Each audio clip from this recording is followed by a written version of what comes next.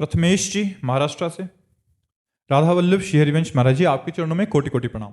महाराज जी, जब हम भगवान या भक्ति के मार्ग पे चलते हैं तो कई लोग उसका मजाक उड़ाते हैं। वे कहते हैं बहुत बड़ा भक्त बन रहा है, माला जप ये कर तो बहुत बढ़िया बात है।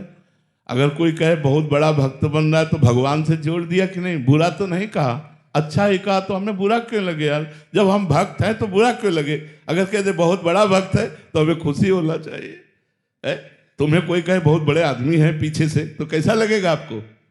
आपके पीछे से कोई कहे आप इनको जानते बहुत बड़े आदमी हैं, तो आपको अच्छा लगेगा ना? तो हमारा संबंध भगवान से वो व्यक्त कर रहे कि बहुत बड़े भक्त हैं, तो हमें अच्छा लगना चाहिए कि हमारा संबंध जो भगवान से है, तो हम बड़े के हैं तो बड़े तो है ही हैं। इसमें हमें सोचना क्या, इसमें परेशानी क्या? हमारी सोच लगती कि ये हमारा उपहास कर रहा है, बस इसी सोच को बदलना है।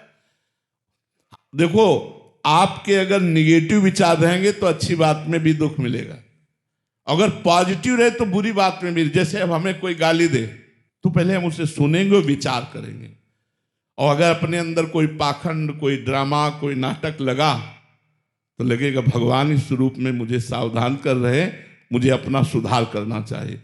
और यदि लगा कि हमारे अंदर कोई गलती नहीं फिर भी हमें ऐसा कह रहा है, तो हम उसे पागल मानकर चल देते हैं कि तो इसके विचार का स्वरूप है, इससे हमें क्या लेना देना। तो यदि कोई हमारा उपहास करता है, हमारी निंदा करता है, तो हमें देखना चाहिए वो गलती हम में तो नहीं है, अगर नहीं है तो हम उसे पागल मान। बातुल भूत विवश मतवारे, ते नहीं बोले ही बचन विचारे, तिनकर कहा सुनी नहीं काना। ऐसे लोगों की बातें नहीं सुनते हैं। और ये कोई कहे बड़ा भगत, तो हम तो उसे प्रणाम करेंगे कि आप भी आशीर्वाद दीजिए, जो आप बोले वो सत्य हो जाए, आप भी आशीर्वाद दीजिए। उसमें कोई जलन की बात नहीं है। बोले कंठी पहने, माला पहने, ये नहीं कहता शराब की बोतल हाथ में लिए पी रहा है, ये नहीं कहता नाली में पड़ा है, ये नहीं कहता गंदे दृष्टि वाला है। जो माला पहनकर चलेगा, जो भजन करेगा, उसको कहेगा माला पहन के चल रहा है, तो अच्छी बात है ना। हमको गाली तो नहीं दे रहा, माला तो पहने ही है, कंठी तो पहने ही है, तिलक लगाए हैं, वही बात वो कह रहा, हमें क्या परेशानी? बोले बड़ा भारी तिलक लगाए, देखो माला पहले बड़ा भगत बनता है, तो उसको प्रणाम करना चाहिए, हमें बुरा क्यों लगना चाहिए? क्योंकि कोई बुरी बात नहीं। महाराज जी, क्या होता है, अधिकतर 100 में से 95 जने वैसे हो गए हैं, तो 4-5 जने जो होते हैं उनको बहुत ज्यादा मतलब महाराज जी मजाक बना देते हैं उस चीज का। नहीं, मजाक मत बनो, आप पुष्ट बनो, आप पुष्ट बनो। वो गलत आचरण में 95 लोग चल रहे हैं, 5 लोग अच्छे आचरण पर चल रहे हैं, तो 5 लोग 50,000 के बराबर हैं। उनमें इतनी सामर्थ्य, अच्छे मार्ग में चलने वालों में बल होता है, तो वो उनकी उपहासमयी वृत्ति का सहन करना ही उपाय है। उसे चुपचाप सहन कर ले। हाँ, कह रहे हैं कि इन्होंने लिखा है कि क्या होगा तेरा जप करने से, माला पहनने से, तीर्थ यात्रा करते, तेरे को क्या मिल जाएगा, क्या मिल गया। हाँ चलो, गंदे आचरण करने से, पार्टी करने से, दुनिया का नौटंकी नाटक करने से क्या होगा? क्या होगा? इससे दुर्गति होगी। और माला जपने से क्या होगा? सदगति होगी। आज हमारा शरीर पूर्व प्रारब्ध से युक्त है। हो सकता है कि आज मैं भजन कर रहा हूं, मेरा बुरा प्रारब्ध चल रहा हो, तो मुझे दुख भोगना पड़ेगा भजन करते हुए। हो सकता है तुम बुरा आचरण कर रहे हो लेकिन तुम्हारे पुण्य चल रहे हैं, तुम्हें सुख भोगना पड़ेगा उस समय तक। लेकिन जिस समय हमारा ये नवीन कर्म भजन फलीभूत होगा, उस समय, अभी तो हमारा अंकुरण हुआ है, थोड़ा वृक्ष बनने दो, फूलने दो, फलने दो। एक किसान भी खेती में अनाज डालता है तो दूसरे दिन फसल नहीं काट लेता, उसको गुड़ाई सिंचाई करके रक्षा करते हुए 5 महीने 4 महीने व्यतीत करने पड़ते हैं, तब वो इसी से 40 मन गेहूं पैदा होता है।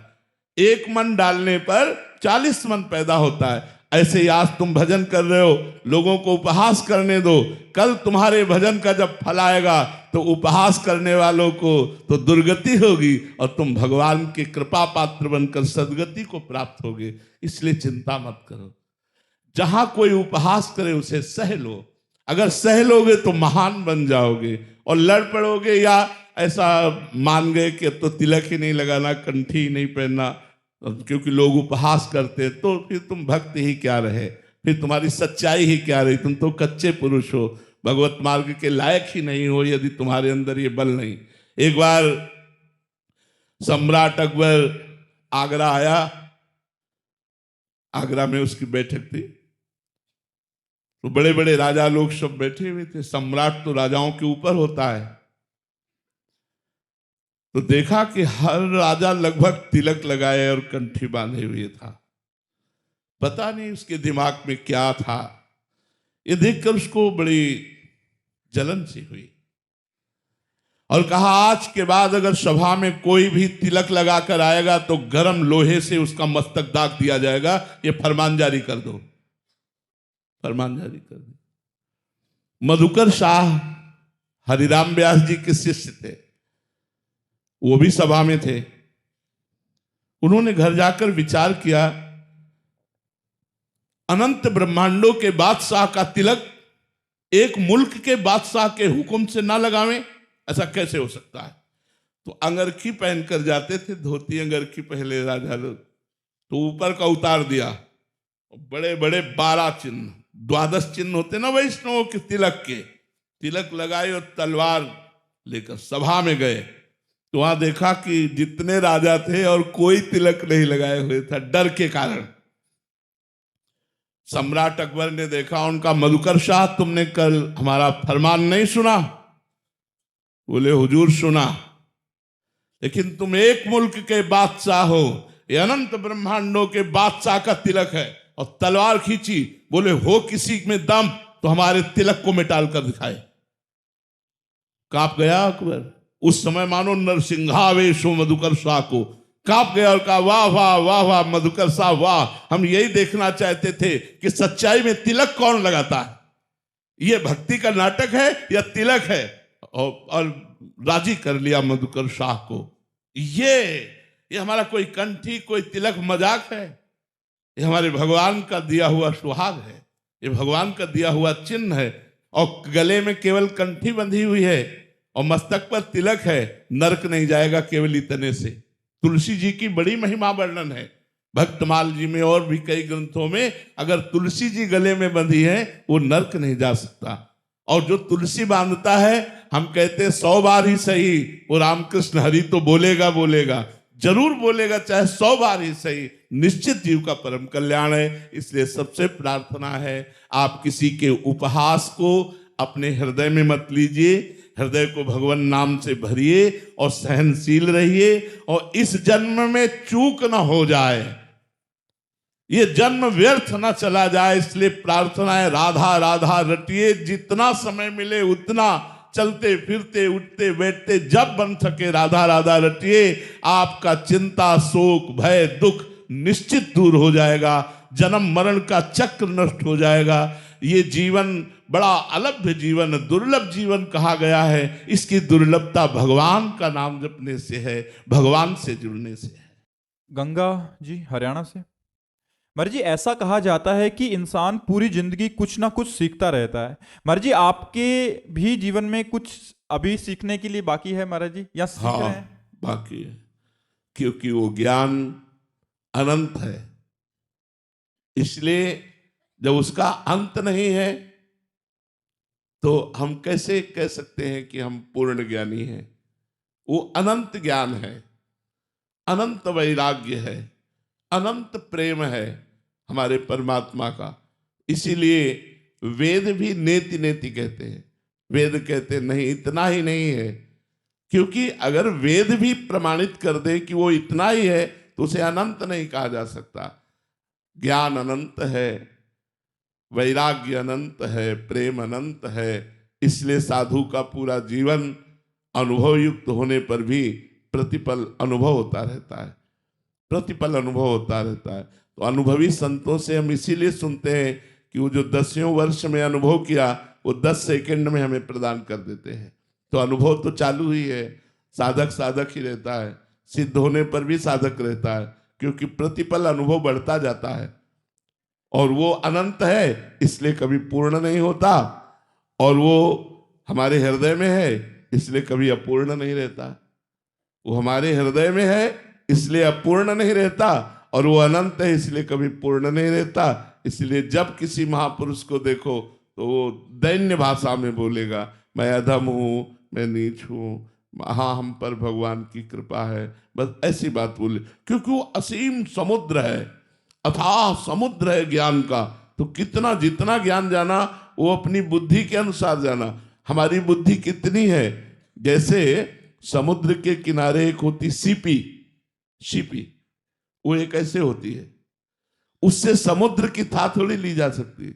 सीपी में तो उतना ही आएगा जितना उसका आकार है। तो हमारी बुद्धि में जितनी क्षमता है उस परमात्मा को उतना ही जान पाई, लेकिन परमात्मा उतना थोड़ी है, वो तो अनंत है। इसीलिए पूरा जीवन लग जाता है फिर भी पूर्णता नहीं होती, और वो है इसलिए अपूर्णता नहीं रहती। दोनों बात समझ ली, वो है और उसका अनुभव है इसलिए अपूर्णता नहीं, वो अनंत है इसलिए उसकी पूर्णता नहीं। इसीलिए जिससे पूछो वो ये कहता मैं अधम हूं, मैं नीच हूं, हाँ भगवान की कृपा है। तो प्रतिपल नवीन अनुभव उसका होता रहता है। महाराज जी आप आगे पूछ रहे हैं कि महाराज जी शिष्य बनने से और गुरु बनने तक के सफर में, महाराज जी आज आप गुरु हैं तो आपको कैसा फील होता है? नहीं, हम गुरु नहीं हैं। हम हृदय से कहते हैं हम गुरु नहीं हैं, हम एक पोस्टमैन हैं। आपकी बात श्री जी तक, श्री जी की बात आप तक पहुंचाते हैं, और उसकी फीस हमें मिलती है श्री जी का प्यार, श्री जी का दुलार।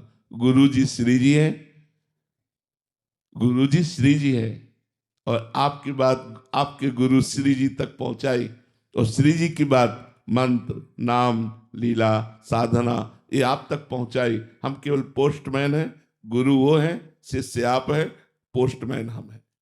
समझ रहे ना, हम गुरु नहीं हैं। गुरु तो श्री जी है, हमारी लाडली जो है, हमारे लाल जो महाराज वंदे कृष्णम जगत गुरुम, हम सब उनके बात कहने वाले हैं। उनकी बात आप तक पहुंचा दी, आपकी बात उन तक पहुंचा दी, और पीछे हट करके आपको भी प्रणाम किया और उनको भी प्रणाम किया, और हमें फीस मिली उनका कृपा कटाक्ष, उनका दुलार, उनका प्यार, बस यही हम कर रहे हैं। महाराज जी सबको लगता है कि अब गुरु जी हैं, सब प्रणाम नमस्कार दंडवत कर रहे हैं, माला। अब सबको क्या लगता है अब हम क्या बता सकते हैं।